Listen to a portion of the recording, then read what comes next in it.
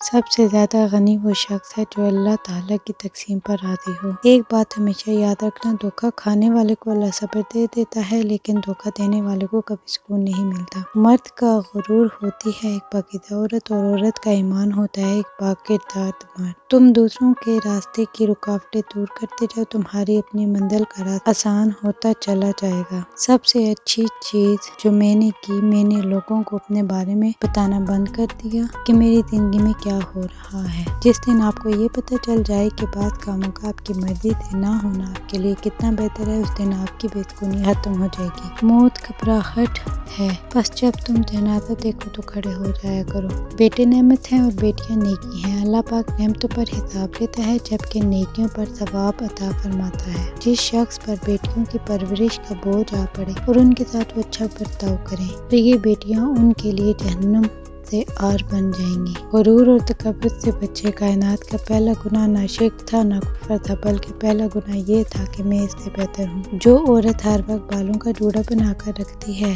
ایسی عورت مرد کی کمزوری کو فوراً جان لیتی ہے اور مردوں کی عقل کو بھی ماند کر دیتی ہے۔ جس عورت کے پاؤں کالے اور چہرے سفید ہوتے ہیں، ایسی عورت بالکل بھی بھروسے کے قابل نہیں ہوتی اور یہ جھوٹ کو بھی سچ بنا کر بیان کر دیتی ہے۔ عورت کا چپ کر جانا اس کے زاروں کے تار ہونے سے کہیں زیادہ پر اثر ہے۔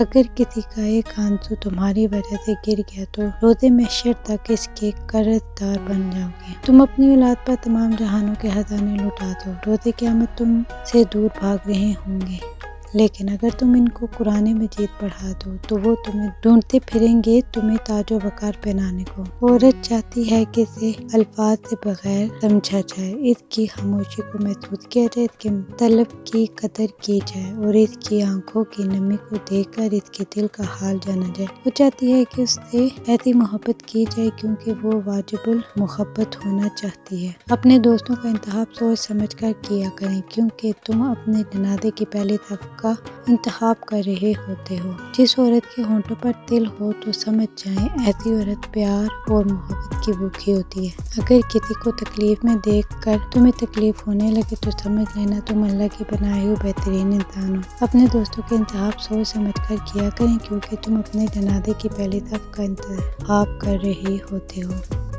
خاندانی انسان نقصان اٹھانے کے باوجود وفادار رہتا ہے، لیکن منافق شخص ہمیشہ ذاتی فائدے کے لیے دھوکہ دیتا ہے۔